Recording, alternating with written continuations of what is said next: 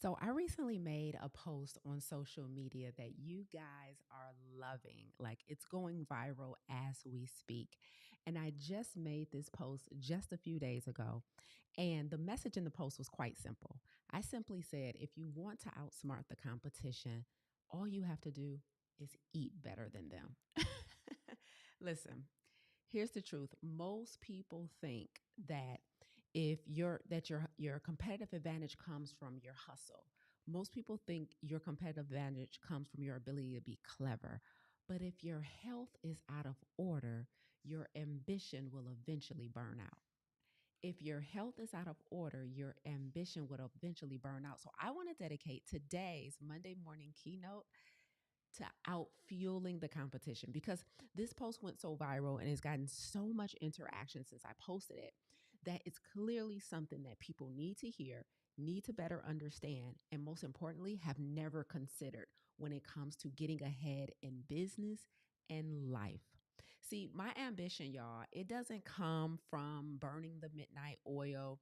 It comes from what I put in my body every single day. And it comes from what I don't put in my body every single day. It comes from how I treat my body. My ambition and my endurance over the past decade has been fueled by my health. It's been fueled by my health. And that's the God honest truth.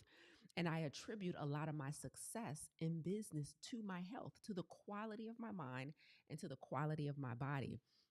So my creativity, it's actually sharper because I don't eat sugar. Like my focus, it's locked in because I drink water every day, right? I have the ability to concentrate. I can focus because I don't have hyperactivity in the brain and a bunch of food dyes and things that's causing my brain to be hyperactive, right? My resilience is built under the weights when I train my mind and my body through weightlifting, through cardio, through HIIT training, right? All of that makes a huge difference. All of that makes a huge difference. So everybody talks about competitive advantage and we talk about the grind culture and we talk about the hustle, but the truth is your health is what makes the difference. So that's what we're going to talk about today. We're going to talk about what it takes to really take your health to the next level. Welcome to Monday Morning Keynote with yours truly, Lisa A. Smith. Today is all about how to eat to win in business and life. Listen, oh, Miss O, you said my volume is low. Let me know how it sounds now. Let me know how it sounds now. You guys check in with the volume.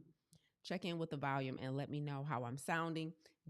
Was that better? I just turned it up a little bit. You guys tell me. You guys tell me. Is that better? Let me know in the chat before we move on. And while we're doing that, um, I am sipping on my lavender spearmint tea today. Let me know what y'all sipping on. Let me know what y'all sipping on. Is it better? Let me know if it's better. Let me know if it's better. And then we'll correct it if we need to. We'll correct it if we need to. So let me know, guys. I just turned it up. So Yawanda, Tamika, Mrs. O. Before we go any further and start getting into the good stuff, y'all let me know how it's sounding. I made an adjustment and hopefully that does the trick. But you guys let me know. And if I need to, I can switch mics. So I'll wait for you guys to update me in the chat. Update me in the chat and let me know how it's sounding before we go any further. Tamika drinking plain old water. I love it. Tamika, I need an update on how did your TED Talk go? Shout out to Tamika in the chat, y'all. She just recently had her TED Talk. I hope it went phenomenal. Shout out to Wanda. She said, I'm doing a U today. I'm drinking hot water and lemon. Okay. Very good. Better. Sound is a little better, Tamika. Okay, a little better. Let me see how I can make it shake, y'all. I want to make sure we super good. I want to make sure we're good. So, okay. So you guys let me know. And let's keep it going. So what I was saying, we're talking about, okay, thanks, Kiwi. So we're talking about how to outfuel the competition with the way you eat, because this viral post has been going insane, right? And so one of the things that I'm hoping you walk away with today is the importance of putting your health first. I know a lot of times we get in seasons of life where our family comes first, our career comes first, obligations to other people comes first. Maybe you're a caregiver for someone you love and that comes first. And I understand that we get into certain seasons where it feels like that maybe those things should take priority.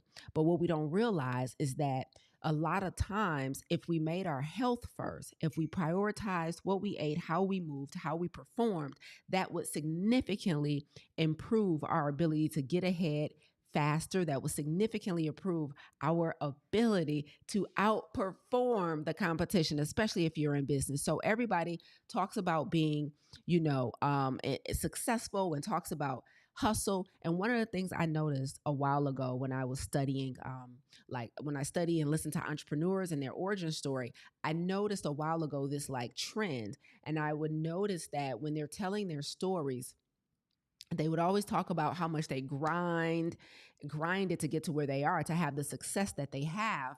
And then it wasn't until they had the success and they made the money that they then gave themselves permission to take care of their health.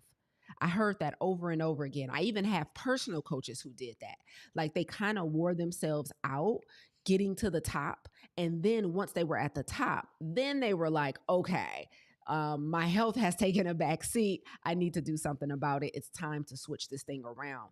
And what I'm hoping you guys get from this message today is it should happen in the opposite order. It should happen in the opposite order. Make your health the priority first, and then climb and claw your way to the top, because you actually don't sweat as hard. You actually don't work as hard when your health is optimal. You have to grind to be creative when your health and your mind is compromised. Like you have to grind to come up with good content. You have to grind to think and create and physically endure the demands of your work when you are unwell, when you are overweight, when you are depleted, right? When you are deficient in some critical nutrient. And so I want to encourage you guys to put the health first. And let me tell you, many of you might not know this about me, but my company used to be called Professionally Fit.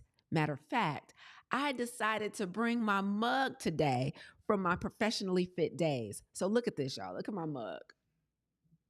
This is my Professionally Fit mug. This used to be my company name. And why am I telling you that? It used to also be my podcast name. I used to have a podcast called the Professionally Fit Podcast. And that's important because I need you guys to know how long I've been dedicated to being professionally fit. So Professionally Fit, back when I had an online personal training company, this was my platform where I helped entrepreneurs, executives, professionals basically optimize their health so they could perform better in business. So I have actually been preaching this message since about 2016, 2017. Like Professionally Fit was the company name. So this whole theme is not new. I've been talking about the importance of utilizing your health as an advantage in your business for years. Named my whole company Professionally Fit. And so when I thought about this morning, when I was making my tea, I opened up the cupboard and I saw my Professionally Fit mug, and I was like, yo, this is perfect for today, because this is exactly what I'm talking about. So today it's just really all about how and why you need to be professionally fit. Right? Professionally fit. We were called executive wellness for professionals, executive wellness for high performing professionals. That was our tagline, y'all. Executive wellness for high performing professionals, right? So I ain't new to this. I'm not new to this. I've been talking about this the whole time, but this post resonated so much with you guys. So I want to tell you, why is your health a competitive advantage? And it's very simple. It's because your creativity, the clarity you need for creativity, comes from how you fuel your mind, right? The stamina you need. I'm in a super, super high busy season right now. And this busy season is going to go through the end of October. So I've been traveling for the last several weeks. I'll be traveling for the next several weeks. And y'all know the toll that traveling can take on you, right? You're going from airport to airport.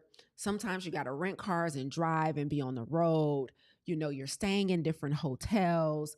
Some of my flights, I have layovers, so I have to sit in airports. And then with all of that, I still have to stay on top of the day to day of the business. So I'm in airport lounges doing work. Sometimes I have interviews or coaching sessions, right? So I'm in different hotels and hotel lobbies doing work. And then I also have to get on these stages and speak and deliver a dynamic message. Stamina. All of that requires stamina. All of that requires endurance. All of that requires creativity because my stuff is original, right? I like original content. I don't like to repurpose everything all the time. Some messages are just staples that need to stay the same, right? Because they hold so true and they're timeless. But I like to package them a little differently sometimes. I like to tell different stories when I deliver my talks. When I get into coaching sessions with our clients, I like to be completely present. My listening skills need to be good. All of that needs to be optimal. And so the mental clarity that's required for creativity, the mental clarity that's required to focus and concentrate. I didn't even tell you guys know I'm writing a book right now. I'm writing the final chapter next week. Like all of that requires the best version of me. And so my health has to be my competitive advantage. It's non-negotiable. It's non-negotiable because listen to this part. And this is the part I need you guys to really lean in and understand. This is huge. I'm learning this as I climb the ladder in entrepreneurship. The higher up you go, professionally, the more you begin to look like other people. Like when you're first starting out in your career, whether you're a 9 to 5 or an entrepreneur, right? It's really a mixed bag. Now, I don't say this to insult anybody. I don't say this to be demeaning. But the lower you are on the totem pole, right, there really is a mixed bag of people, right? So what I mean is like the lower you are in the hierarchy of the company and the organizational structure, right, there's a mixed bag of levels of expertise, meaning everyone isn't on the same level intellectually. Everyone isn't on the same level when it comes to mastery. Like the lower you are, I remember when I worked in a call center, for example, I used to work for information. Do y'all remember 411? So there used to be a number you can call 411 to get information. And so I used to work in a call center for information. And in that call center, we were all on different levels. Like it was a mixing pot of intelligence. It was a mixing pot of mastery. It was a mixing pot when it comes to our ability to communicate and be articulate. It was a mixing pot when it came to our strength with emotional intelligence, right? So you're all over the place the lower you are on the totem pole in your career, right? However, the higher you are, on the totem pole. So as you begin to climb the ladder, if you are in a 9 to 5, and as you begin to climb the ladder and you come out of just, the call center and the worker, and you start graduating to like management and middle management, and some of you guys go on to C-suite, and some of you guys go on to make partner, and as you climb up, and entrepreneurship, the same thing. The more years you put in business, and as you get better every year, and as you refine your mastery, and as you get more recognition, and as you start getting bigger opportunities, and as your revenue continues to climb, and your public persona continues to climb, the higher up you go, the more we start looking alike. And what I don't mean physically, I'm talking about intellectually. I'm talking about talent wise. What I'm saying is the level I'm on, and I'm not even on the highest level, nowhere near it, but the level I'm on, me and my peers, there's not as much diversity when it comes to our work ethic. See, the lower you are on the totem pole, there's a lot of diversity in your work, in the work ethic among workers. Like when I was in that call center, some of us were adamant. We on time. We on top of our job. We logging in on time. We're doing good. Then there's other people, they slacking. They barely showing up. They on a calls, half sleep. Like there's a huge variety in our work ethic and our work quality. But the higher you go up, there's less variety. So my peers where I am now, we all are hard workers. We all have a strong work ethic. We all have mastered our respective fields. Like any one of us, you can hand us the mic and we're going to kill it. So why is that important? Why did I just take all that time to break it down to you? Because what I'm saying is the higher up you go and the better you get in business or in your career, the details start mattering. See, when you're lower, you can be exceptional much easier. Like the lower you are on the totem pole, it is much easier to stand out and be exceptional, right? Because there's such a variety in how people show up to the job.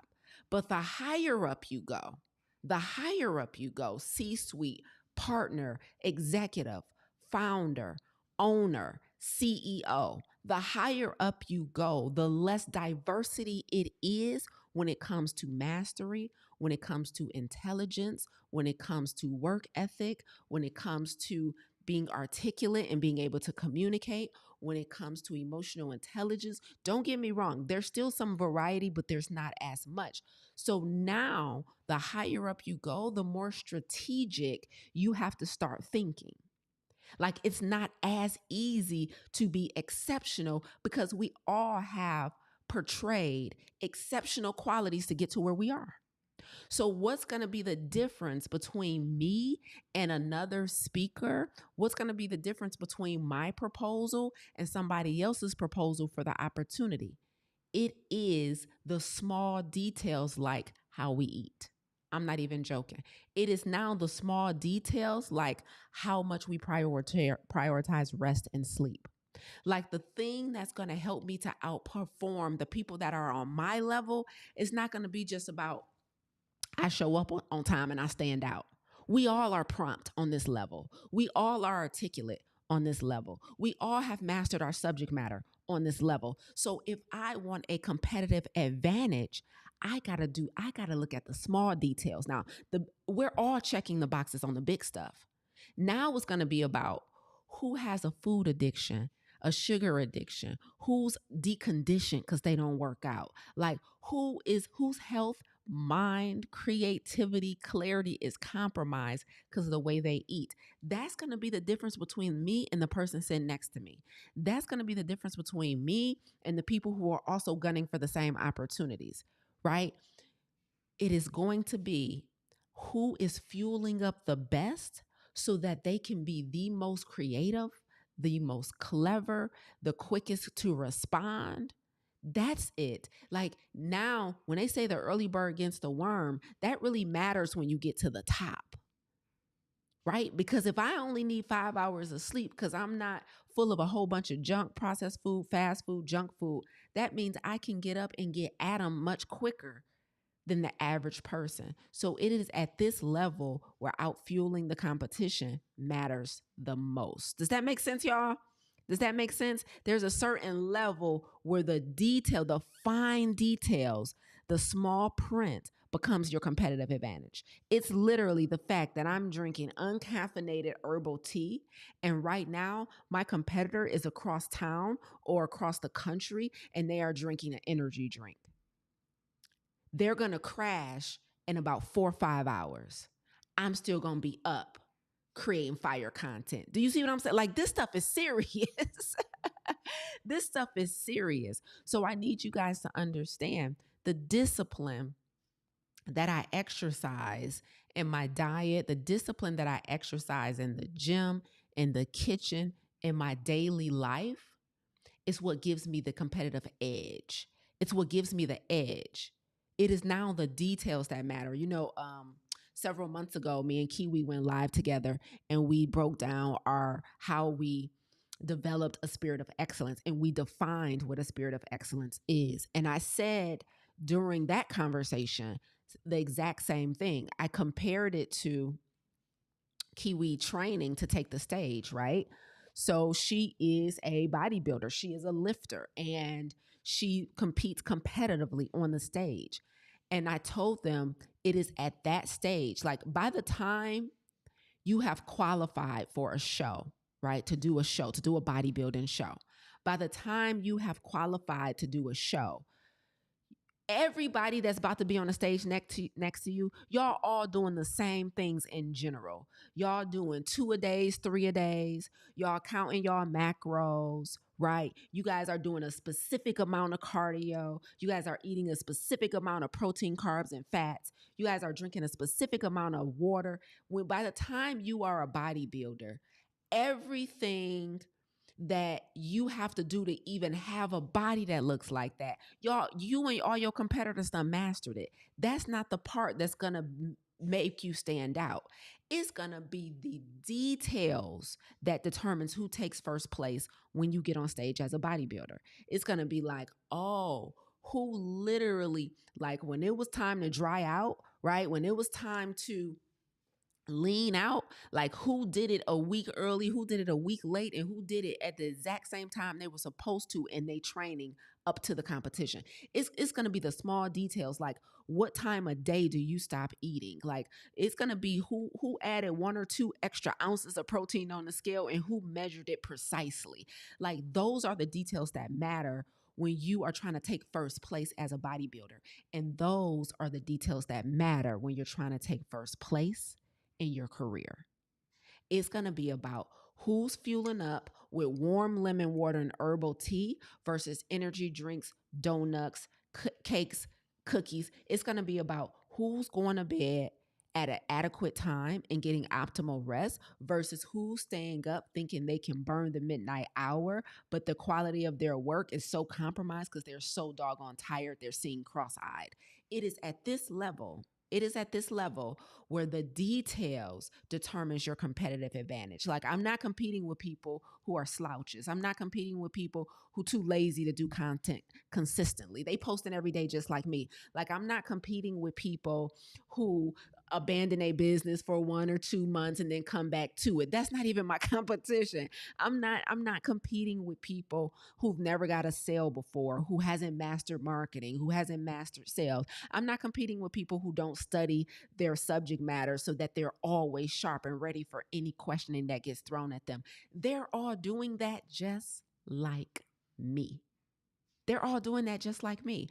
And so outworking them is not an option. We all are on top of it. Like I'm in rooms with people, I'm in masterminds with people, I'm in communities with people where we just think differently. Like we don't have stage fright, we don't have camera fright. That's not the competition. And everybody, some people start there. There's nothing wrong with that. But what I'm telling you is there's a level that you get to where the details matter. So let me give you some of those details before we wrap up today. So how do I eat better? How do I move to fuel my competitive advantage, to fuel my ambition? Let me break it down for you guys. First things first, you guys all know this about me, but I'm going to say it a million times. I do not eat refined processed sugar. I don't eat it. It compromises the brain. So not only does it compromise the body from the neck down, right? I don't want to minimize the damage that refined processed sugar can do to the body, right? It significantly increases inflammation. It significantly increases your weight. It significantly dehydrates us. It causes neuropathy, right? Sugar is so dangerous for the body, right? It increases your chances of insulin resistance. When you have elevated levels of blood sugar over time, it increases your chances for Alzheimer's. Like, dangerous. But I'm not worried about any of that stuff. The main thing that I'm worried about, which is the reason why I don't touch refined sugar, is that it also compromises your memory. It compromises your recall. It compromises your ability to focus and concentrate. And I need to be able to do that to create on the level I am on. Let me tell you guys something. Okay, what's today, y'all? Today is Monday, September 29th. Okay. For the last 3 weekends, I've had to speak. So Second weekend in September, I spoke in Georgia at a women's conference. And I facilitated 2 breakout sessions. So I needed to fly there. Then when I flew to ATL, I had an hour and a half drive to Midland, Georgia. And I had to get on stage back to back, facilitate 2 breakout sessions to a room full of women. I had to come up with the content for that. I had to be on, I had to be present, I had to be energized, right? The following weekend, I was in Atlanta and I spoke on the women's panel for Anchored Conference, right? Same thing. I was the moderator for the panel. I was the moderator and a participant. So I came up with the questions and I had to organize and I had to think through how I wanted the panel to flow, right? Then this past weekend, 2 days ago, right, I was in Lansing, Michigan, speaking at A Place of Change Ministries for the kickoff of a week-long health series. That week-long health series started yesterday. I am teaching every day from yesterday to October 3rd. Every day I'm teaching health and I got to be on. Then last night in the final hour, APOC came calling me and they said, can you speak tomorrow morning during our women's ministry call and talk about shame and talk about the shame around your health? I said without hesitating, I said, absolutely. Absolutely. And I was ready. And I delivered a message as if I had been planning for 2-3 weeks, when really I only planned for like an hour, maybe 30 minutes. I need you guys to understand at this level, the demands that are on my gift, praise God. I'm so blessed. The demand for my gift requires that I eat like I got some sense. I can't afford the sugar. The demand for my gift requires that I'm sugar free. I'm not worried about diabetes and obesity and heart disease. I'm worried about memory loss and brain fog more than I am worried about my waistline and insulin resistance. So how do I eat to be better than a competition? I don't consume refined sugar. Let me tell you something else I don't do. I don't consume ultra processed foods. Why? Because the food dyes, the chemicals, the preservatives that are in these things significantly compromises the health of the body and most importantly, the gut. Why do I protect my gut so much? Why is my stomach, why is my microbiome, why is my gut a competitive advantage? It's because your gut is your second brain. Your gut is where over 80% of your immune system is housed. Your gut is where over 80% of serotonin is produced. So let's talk about mood and sleep and hormone regulation. Let's talk about your ability to navigate your emotions. The gut is everything. It's the foundation of everything. So why don't I eat ultra processed foods? Why do I eat a high fiber diet? It is because my gut dictates the quality of my health. My gut ensures that I don't catch colds and I don't get sick as I'm jumping on plane after plane, flight after flight. This is my competitive advantage. It's the fact that somebody can call me on Wednesday and be like, we need you to be here on Sunday. And I feel good enough to do it. I'm not coughing, not sniffling. I don't have mucus coming out of my throat, eyes, and nose. My stomach feels good. I can move through the world with optimal health because I don't eat ultra processed foods. The demand for my gift requires that I don't eat the foolishness. This is my competitive advantage. It's my endurance. It's the fact that I can navigate through the world with a clear mind and a healthy body. Let me tell you something else I don't do. That's number 2. First, I don't eat refined sugar. Number 2, I don't eat ultra processed foods. Number 3, I don't consume a whole lot of saturated fat, trans fat, and cholesterol. This is mostly coming from animal products. So you guys know I am plant-based. I am vegan, right? I don't eat meat, eggs, dairy, seafood, none of it, right? And part of the reason for that is because the number 1 cause of death in the US is heart disease. Now, heart disease comes from clogged arteries, okay? Clogged arteries, from a dietary perspective, there's a bunch of stuff that clogs your arteries: smoking, stress, but clogged arteries are mostly clogged from food. So I was like, all I did to stop eating animal products is look at the numbers. Those of you who are like brainiacs like me, and you're like the science makes a difference, and data makes a difference, and you allow data to inform your decisions. Here's some data for you. Over 700,000 people die every year from heart failure, heart attack, stroke, congestive heart failure.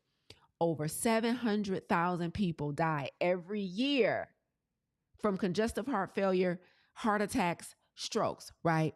I was like, okay, boom. Let me figure this out. Now, there's no gene for heart disease. There's no gene for clogged arteries, which means if I want to avoid the heart disease that's killing over 700,000 people a year, I need to stop eating the stuff that's clogging the arteries, right? This is just a data decision. It was just a data. I looked at the data. I said, okay, all of these people are dying from what's on the end of their fork. So they're not dying from their genetic makeup. They're not dying from an airborne disease. They're not dying from an infectious disease. Out of all the advancements in medicine and technology, the overwhelming number of people, we dying from what's on the end of our fork. Now, last time I checked, what was on the other end of our fork was our choice. You mean to tell me heart disease is optional? That's crazy.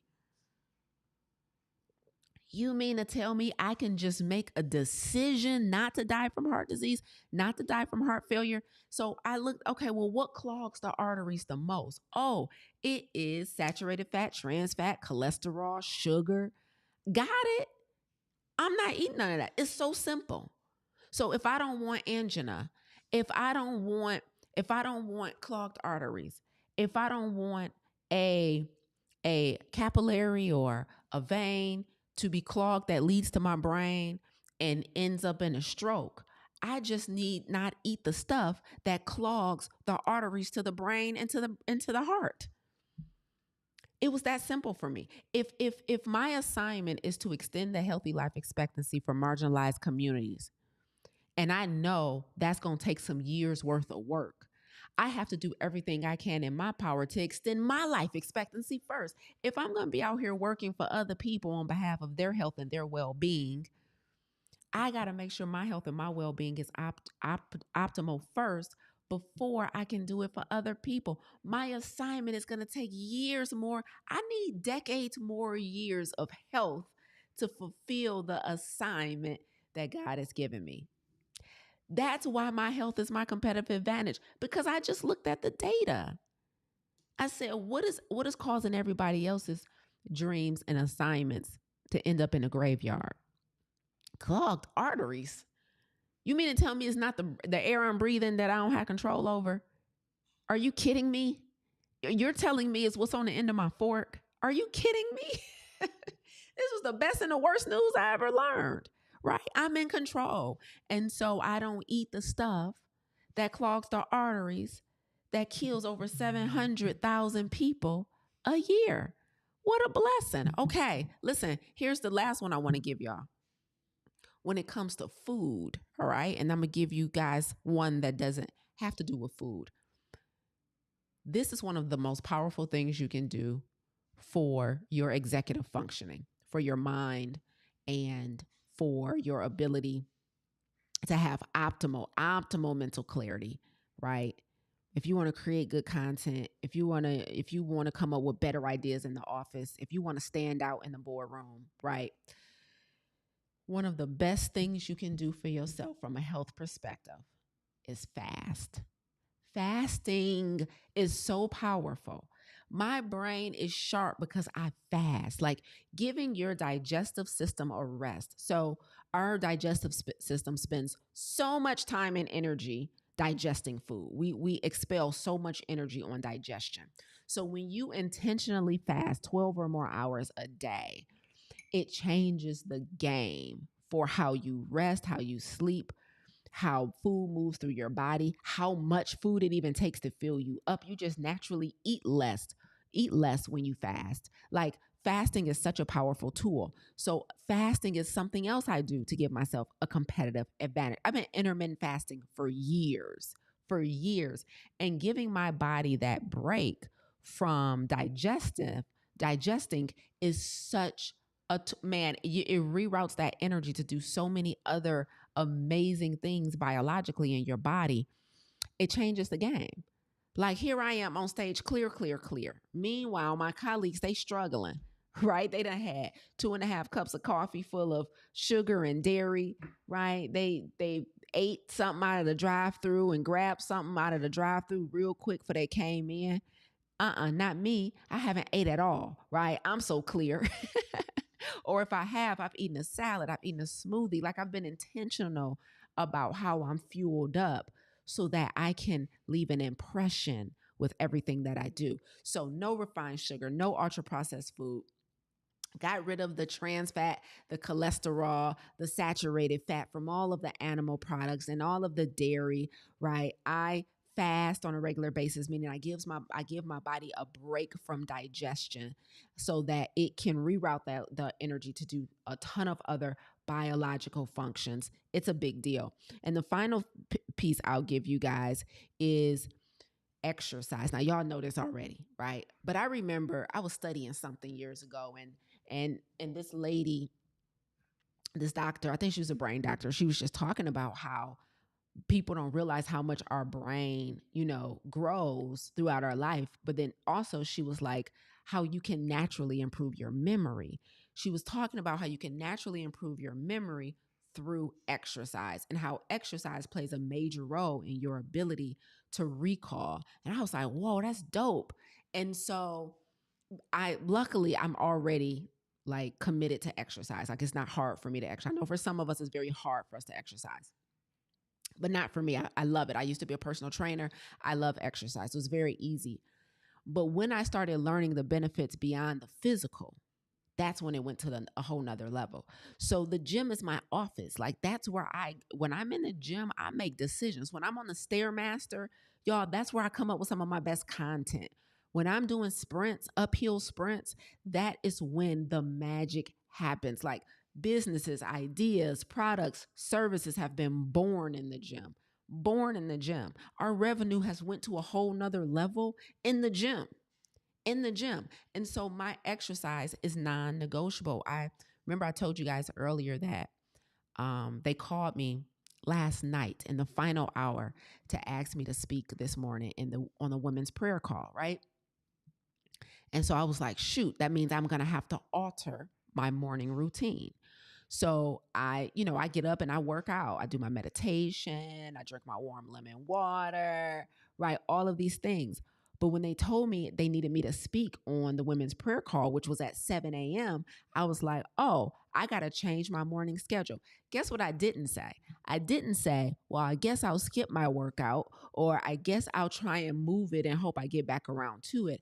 I was like, oh, that means I got to get up earlier to get my workout in so I can then be camera ready for the call this morning. So that's exactly what I did, right? So I was up and I was able to do my cardio and do my workout as originally planned, even though I had a last minute addition to my schedule. And you want to know why I'm that dedicated? It's not because I'm worried about the physical as much as I'm worried about my ability to think clearly. I know that a good workout is where good ideas come from. So when I was working out this morning, when I was doing my mountain climbers, and when I was doing my high knees, and when I was doing my burpees, I did burpees, y'all, today.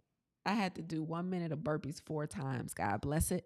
When I was doing my burpees today, that's when I started getting more divine downloads for the message that I wanted to deliver on the prayer call. It was amazing.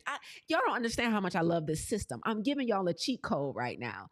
I don't know. Is it anybody who's on right now? I saw Angie on earlier. I don't know if Kiwi is still on. I know y'all be on the prayer call. Who was on the prayer call this morning and heard me speak? And what did I talk about? Y'all just drop it in the chat. Like, I had a whole title for my message today. I had points I wanted to make. It was like I had been planning for weeks or months. But all I really did is have a solid workout. And that's where the ideas came. Like, I'm doing my burpees, I'm doing my high knees, I'm doing my lunges. And that is when I got the idea. Ooh, okay, say it to them like this. Okay, break it down like this. Okay, use this story, tell this story. It all flooded to me in the midst of a workout. I'm telling you, my health is my competitive advantage. It's a game changer. It's a game changer. It's a game changer. And so that's what I need you guys to embody. A lot of times we think, I have something that I've said. Let me see if I can remember it. I got it. Look at God. No sugar, fasted brain. I ain't ate nothing today. I just had water and tea. Listen, I think this sums us up right here. This sums us up right here. One of the things I've been saying for years is anything that requires you to compromise your health is not a sacrifice. It's a bad decision. And the reason I say that is because a lot of times we use the word sacrifice to explain why we have let our health fall by the wayside. We say we sacrifice so that we can make our babies a priority. We say we sacrifice so we can make our career priority. We use the word sacrifice to explain why we have allowed ourselves to gain weight, to let our health get out of control, while we have allowed ourselves to lose our momentum with exercise. We use the word sacrifice to explain why we have allowed ourselves to succumb to food, and we call it a sacrifice. I've made all these sacrifices over the years for my family, for my career, for taking care of other people. But I'm here to reframe that for you. Anything that requires you to compromise your health is not a sacrifice, it's a bad decision. That's not a sacrifice. That's not the type of sacrifices you should be making. Anything that requires you to compromise your health is not a sacrifice. It's a bad decision. You're not making sacrifices. You're making bad decisions. You're not making sacrifices. You're making bad decisions.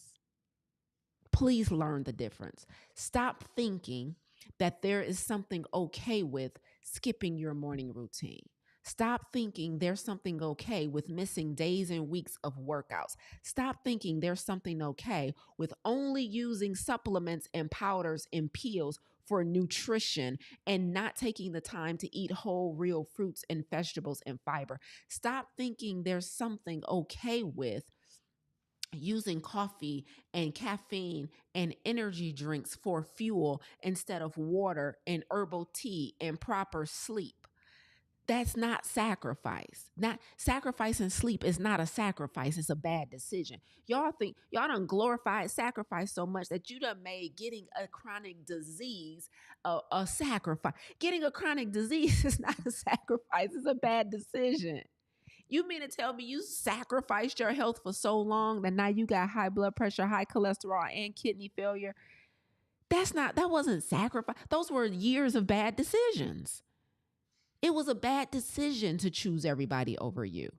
That wasn't a sacrifice. Stop glorifying it. That's a word that we use to glorify something that seems and appears admirable. I sacrificed my well-being and my sleep and my wholeness and what I love. I sacrifice my purpose and my mission and my assignment so that I can care for others. No, you made bad decisions for 10 years. You never should have done that. There is nothing on this earth that should come before your well-being. How on God's green earth is it okay to sacrifice your health to pour into other people? Matter of fact, you're making a worse decision, because not only are you sacrificing and compromising your life expectancy and your health span, but you're making a conscious decision to show up as less than your best for the people you claim you sacrificing for. That is wrong for me to make a conscious decision to be less than my best for the people that I say I care the most about in this world. How is that a sacrifice? That's just a that's just a boatload of bad decisions. That's just a truckload of bad decisions. That's just a U-Haul full of bad decisions. So stop it. So not only should we be prioritizing our health for the sake of a competitive advantage in our career, whether it's entrepreneur or 9 to 5, we should also be compromising our health for a competitive advantage in life. If you want to have a competitive advantage in your relationship, in your marriage, in your relationship with your children, in your relationship with your friends and family, take care of yourself. That's the advantage. If you're looking left and you're looking right and you're like, oh, all these relationships, 50% end in divorce and all of this happens. And I want to be able, I can't run up and down the street with my grandbaby or with my baby.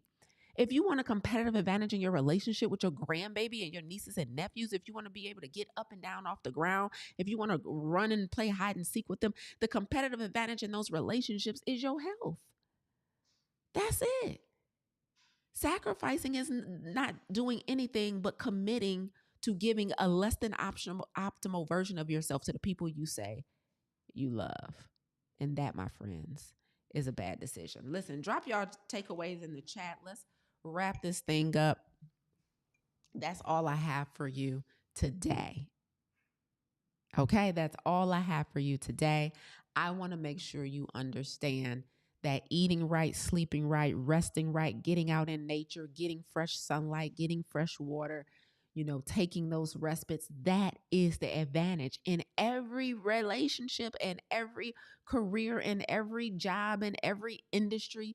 When you start climbing to the top, the details matter. So you can really outperform somebody based on the beverage you choose to have every morning. That's crazy. That's crazy. Give me some takeaways before we get up out of here. And listen, as you drop the takeaway for you in the chat, as you drop the takeaway in the chat, I want to invite you guys to increase your competitive edge by taking our 30-day vegan salt, oil, and sugar-free challenge. The next one is starting on January 1st, 2026. However, our prep classes for the challenge are starting in October, on October 28th. So October 28th will be our first prep class for our next 30-day vegan salt, oil, and sugar-free challenge. This one is going to be insanely good. I'm so excited. We start in January, y'all. Our next several challenges have been fire. We are going to help you get the mental clarity. We're going to help you beat the sugar addiction. We're going to help you get that sugar monkey off your back.